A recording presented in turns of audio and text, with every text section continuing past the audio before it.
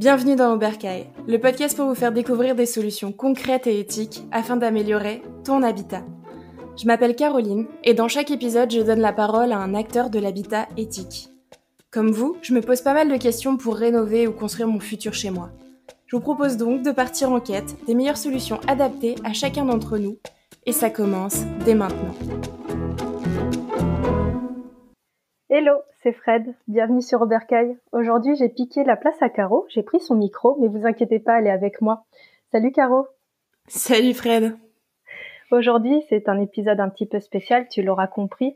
Aujourd'hui, on va papoter avec Caro sur Oberkaï, sur la saison, cette première saison de podcast qui s'est déroulée, faire un point sur nos invités, sur nos questions et nos réflexions pour voir si on a aussi avancé dans notre cheminement. Et on parlera également de la saison 2. On vous emmène avec nous. C'est parti. Alors Fred, déjà, est-ce que tu peux nous dire peut-être toi, comment t'as ressenti déjà ces premiers mois? Quels ont été peut-être tes apprentissages? On part en quête toutes les deux sur des nouvelles possibilités d'habitat, sur des nouveaux moyens aussi de créer son habitat. Est-ce qu'il y a des choses dans les épisodes qui t'ont marqué? On a vu pas mal de choses entre le réemploi, entre la peinture, entre les artisans, la législation. Est-ce qu'il y a des choses qui t'ont marqué? Est-ce que et puis après moi je donnerai aussi mon avis. Déjà, c'était une année assez riche en émotions par rapport justement à la construction de tout ce projet, le fait qu'on travaille ensemble, le fait de monter ce podcast, le blog, le site internet. Il y a eu beaucoup de choses au final que j'ai particulièrement adoré. C'est vraiment la rencontre en fait avec les intervenants, le avant en fait qui passe sur le podcast, savoir connaître aussi leur projet, comprendre pourquoi ils font ça, pourquoi ils sont dans cette démarche. Et je trouve ça super intéressant de rencontrer des personnes qui sont aussi dans la même démarche que nous au final, ou en tout cas on se sent aussi un peu moins seul parfois, donc ça fait plaisir. Et un des épisodes que j'ai beaucoup aimé, c'est vrai, il y en a eu plusieurs, une des personnes avec qui notamment j'ai bien aimé discuter, notamment avant, c'était avec Thierry de Wateco, parce qu'on le sentait on le sentait passionné par le sujet, et il a tendance aussi à parler énormément. Du coup, ça dérive, mais au final, les sujets sont toujours très intéressants quand on discute avec lui. J'avais beaucoup aimé aussi l'épisode sur la van life. C'est quelque chose qui me parle, qui m'a toujours fait un peu rêver. Et le fait d'avoir justement aussi, le fait de déconstruire un peu la tendance sur la van life. En fait, ça remettait aussi un peu les points sur les i, pardon. Et je trouvais ça plutôt cool à écouter. Et toi, du coup, l'épisode que tu as pu préférer, que ce soit dans le montage ou à faire, tout simplement? Alors, je peux pas en choisir un en particulier, sinon je me ferais taper sur les doigts par mes intervenants. Non, moi, c'est plus en termes de sujet. Ça m'a bien passionné aussi sur cette première saison. C'est l'histoire du réemploi. Alors ça existe depuis des millénaires, je pense. On a toujours fait du troc, etc. Mais réemployer des matériaux, c'est vrai que c'est quelque chose que c'était pas dans mon quotidien jusqu'à présent. Des matériaux ou des objets, peu importe. J'y pensais pas forcément. Le Bon Coin existe, je suis au courant quand même que ça existe et je l'utilise malgré tout aussi. Dans une grotte. Je ne vis pas dans une grotte, effectivement, mais bon, voilà. Et le fait d'en parler du coup avec Naomi et aussi avec Julie, qui est architecte d'intérieur, c'était deux visions très différentes et en même temps qui s'associaient dans le sens où Naomi, elle a voulu faire par exemple un projet complet de maison en réemploi. Alors ça demande un investissement énorme. Elle nous l'a bien transmis pendant cet épisode, mais c'était aussi donc cet investissement. Mais on sent qu'il faut avoir l'envie profonde et sincère de faire ce genre de choses. Donc pour avoir un projet complètement 100% réemploi. Après, du coup, Julie nous a amené un petit peu de nuance là-dessus, en disant que oui, on peut avoir du réemploi, mais ça peut se faire étape par étape. Et ça m'a un peu rassurée, parce que je me dis que bon, c'est à mon échelle, peut-être que moi j'arriverais pas à faire un projet entièrement en réemploi si un jour, voilà, je voulais faire une construction ou une rénovation. mais au moins je peux le faire à mon échelle, déjà dans mon petit appartement, à réemployer certaines choses, certains objets ou certains matériaux pour de la construction. Donc c'était un bel apprentissage, je trouve. Est-ce que du coup ces épisodes t'ont aidé parce que je sais que tu as déménagé il y a pas longtemps dans un nouvel appartement. Si elle nous dit rien, Caro, mais elle est quand même à Annecy avec vue sur les montagnes, grand soleil. Je dois dire que ça change un peu de l'île, la vision un peu grise. Je te taquine, mais c'est vrai qu'au final on apprend beaucoup de choses. Est-ce que toi t'as pu mettre peut-être déjà un peu en œuvre les conseils que tu as reçus aussi par nos invités? Alors, sur l'aspect du réemploi, alors je suis complètement effectivement en aménagement. Donc, du coup, effectivement, le Bon Coin est devenu mon meilleur ami sur certains aspects pour trouver des petites choses. Et puis, je pense que c'est des choses que j'ai envie de mettre en place au fur et à mesure. Alors, effectivement, faut pas se presser, faut avoir du temps aussi devant soi pour pouvoir fouiner, prendre des idées. L'idée aussi de Pinterest, ça reste quand même bon. C'est pareil, je savais que ça existait, mais je ne l'utilisais pas jusqu'à présent. Maintenant, j'ai des boards partout sur Pinterest pour voir comment aménager mon appartement. Exactement. Et l'astuce de le faire en anglais d'ailleurs est une très bonne astuce. De faire les tags en anglais, on trouve beaucoup plus d'idées que de le faire en français. Donc, petit rappel, astuce quand vous voulez faire des boards sur Pinterest. Donc, non, c'est vraiment dans le cadre de mon aménagement et personnel concret, on va dire, c'est vraiment le conseil qui m'a été le plus utile. Ensuite, effectivement, il y a d'autres épisodes qui étaient peut-être un peu plus généralistes, c'est-à-dire par exemple sur l'isolation. Effectivement, il faut avoir un grand espace à isoler quand on fait ce genre de choses, mais c'est bien de le savoir. Tout ce qui est aussi lié aux artisans avec Romain, c'est vrai que souvent c'est quand on engage des grands travaux qu'on a fait appel à des artisans. Donc c'est des bonnes pratiques qui seront, je suis sûre, à mettre en place dès qu'il y aura des chantiers à mettre en place ou des aménagements. Et après, c'est vrai qu'il n'y a pas besoin d'avoir des travaux propres à faire chez nous si on veut commencer aussi à apprendre. Hein. Je dis ça parce que j'ai eu l'expérience. Le mois dernier, j'ai eu une bonne amie qui a acheté son appartement et qui refait des travaux dedans. Et parfois, on a besoin juste d'un peu d'huile de coude. Donc, je suis partie aider. Et c'est vrai que voilà, pendant 3-4 journées, on était sur le chantier. Et parfois on voit des artisans, parfois non, et parfois c'est juste toi qui pars aider ta pote, mais ça permet aussi d'apprendre. Voilà, honnêtement j'avais jamais fait d'enduit avant ce chantier-là. Maintenant c'est bon, et je m'étais arrêtée aux tâches de ponçage et de peinture. Maintenant voilà, j'ai rajouté une petite compétence. C'est pas ce que je préfère l'enduit, je dois avouer, mais bon, après voilà. Je trouve que l'ambiance sur les chantiers est toujours plutôt cool. C'est clair, ça amène une bonne ambiance et comme tu dis, en fait, on n'a pas besoin d'attendre effectivement d'avoir un gros chantier pour pouvoir contribuer à faire du bricolage, ou même si on n'est pas bricoleur dans l'âme de base, il y a quelque chose dans ce milieu-là qui fait que il y a toujours une bonne ambiance et souvent un petit verre de fin qui fait toujours plaisir. Exactement. Attention, l'abus d'alcool est dangereux pour la santé. Veuillez consommer avec modération. Oui, merci de le rappeler, Caro. C'est la Lilloise d'origine qui parle. Super. Et écoute, ça donne déjà un petit peu là. Est-ce que toi, tu as avancé peut-être dans ton projet de bercail idéal? Est-ce que cette première saison, elle t'a donné des envies, une vision un peu plus claire, ou est-ce que tu t'es redonné peut-être d'autres questionnements suite à cette première saison? Waouh, c'est vrai qu'elle est complexe cette question, elle est large. J'ai envie de dire oui et non. Oui et non, j'ai eu beaucoup de questionnements sur un moment si je devais rester en France ou repartir en voyage. Donc forcément l'habitat est central dans cette réflexion-là. Finalement, je vais tout vous dire, je repars en voyage. Je suis déjà dans le sud de la France et normalement la semaine prochaine, je repars à l'étranger. C'est une globe-trotteuse, notre Fred. Mais du coup, je suis toujours plus attentive, voilà, par exemple, au choix des hébergements que je choisis.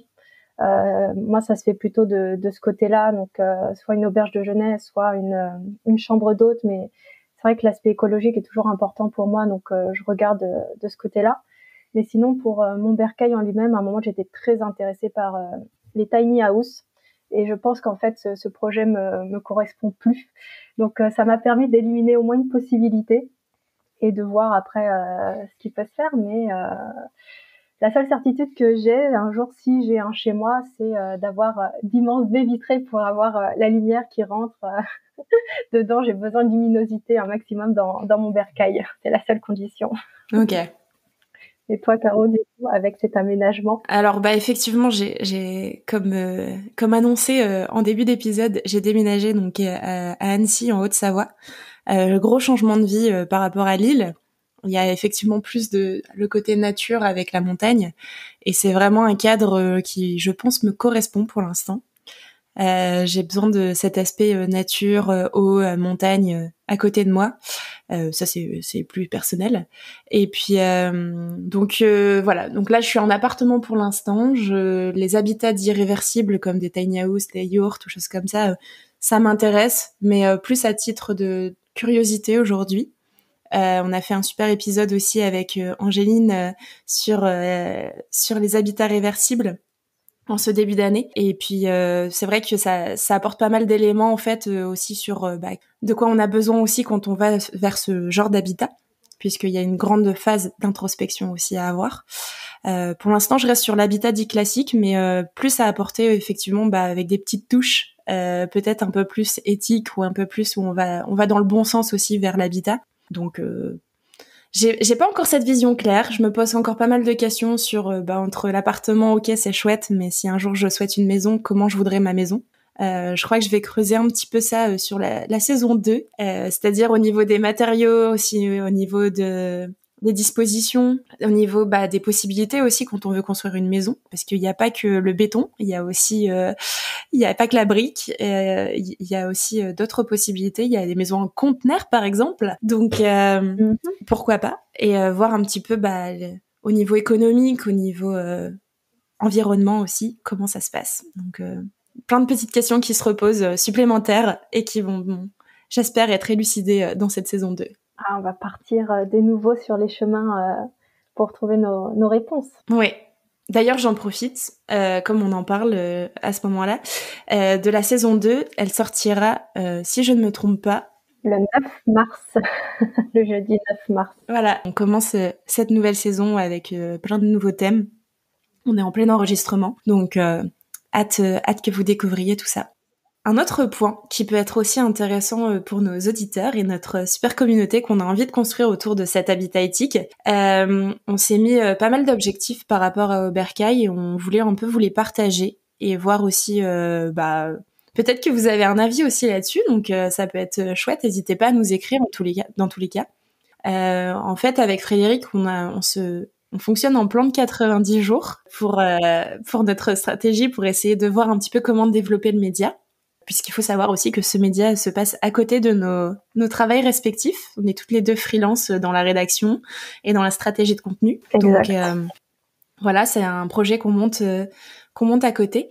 Et donc tout ça pour dire que on a 3 grands objectifs là pour ce début d'année. C'est peut-être structurer aussi un petit peu au niveau des process, au niveau de la création de contenu, parce que comme on vous disait, il n'y a pas qu'un épisode en fait, il y a tout ce qu'il y a avant la diffusion de l'épisode et avant la diffusion d'un article de blog. On a effectivement les contacts avec les interlocuteurs, je parle pour le podcast, mais le montage, la préparation de tous les textes, etc. Et donc ça, tout ça, c'est en amont. Et donc du coup, structurer les process, et tu peux en parler toi peut-être pour le blog, ça va nous aider un petit peu à gagner ce temps qui demande pas mal d'investissement. Et non, mais tu l'as très très bien dit que les process que toi tu peux avoir sur le podcast, j'ai les mêmes. Alors forcément, il n'y a pas d'enregistrement, mais moi, il y aura toute la partie SEO ou voilà, relecture et mise en ligne forcément de l'article. Donc en fait, on a chacune nos process qui peuvent se ressembler, mais qui peuvent aussi nous faire perdre beaucoup de temps sur certains points. Et du coup, vraiment, l'enjeu, c'est d'optimiser tout ça pour gagner du temps, être beaucoup plus efficace. Et pour gagner du temps justement sur des choses qu'on apprécie plus faire, comme continuer de rencontrer de nouveaux interlocuteurs, que ce soit des personnes comme toi et moi, ou bien des professionnels. Enfin bref, comme on vient de faire, mais vraiment de continuer sur cette lancée, de rencontrer plus de personnes, plus d'histoires, plus de démarches et de réflexion autour de l'habitat éthique. Ouais, c'est ce qui permettra de nous dégager du temps et de commencer en fait à construire cette communauté qu'on aimerait tant en fait, de fédérer, de regrouper ces personnes qui sont aussi pour l'habitat éthique et de commencer à construire quelque chose, mais vraiment ensemble, pas chacun de notre côté, parce qu'aujourd'hui il y a beaucoup d'initiatives et c'est chouette, mais vraiment d'essayer de fédérer, de construire ensemble ou co-construire, je ne sais pas. Ça serait intéressant. Fédérer ensemble, créer notre première communauté de l'habitat éthique, oui.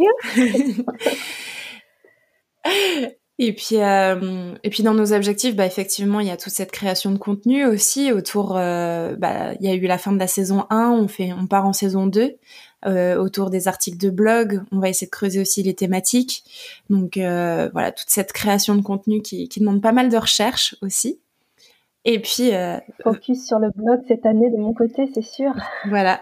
Et puis même au niveau aussi de la diffusion, essayez peut-être d'aller sur des choses qui vous intéressent aussi, d'être peut-être plus sur les réseaux aussi, et d'être peut-être plus présente pour discuter avec vous, pour discuter avec toi qui nous écoutes. Donc n'hésite pas, je le répète, à nous contacter, à nous envoyer des questionnements, à nous interroger, pardon. On est là aussi pour ça. Tu peux peut-être donner directement le contact. Moi, ce qu'ils peuvent nous contacter, c'est si jamais ils ont des questions ou peut-être des réflexions directement sur nos mails.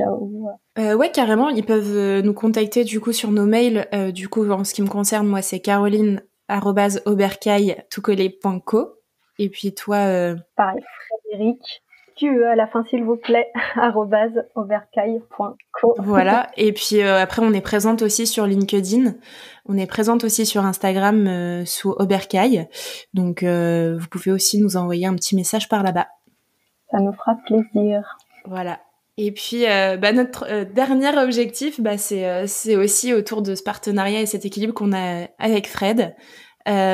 Pour ce début d'année, de continuer à vous envoyer plein de sourires et plein de bonne humeur avec nos contenus, d'essayer d'être peut-être plus présente, effectivement, c'est ce qu'on disait, et puis de faire avancer ce beau média qu'on a voulu créer.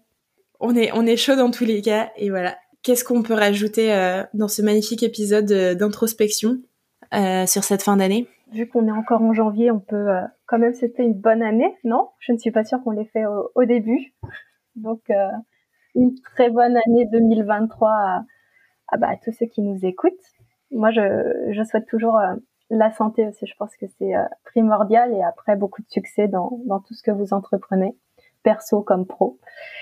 Et puis après, pour Obercaille, j'ai envie de dire longue vie à Obercaille, quoi, qui continue de se développer sereinement, toujours avec du kiff, ça c'est important.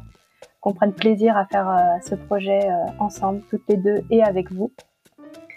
Et puis rendez-vous le jeudi 9 mars pour la saison 2.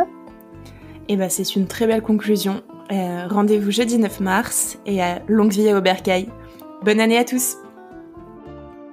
Si tu as aimé cet épisode, tu peux soutenir notre travail en nous laissant 5 étoiles et un commentaire sur ta plateforme de podcast préférée.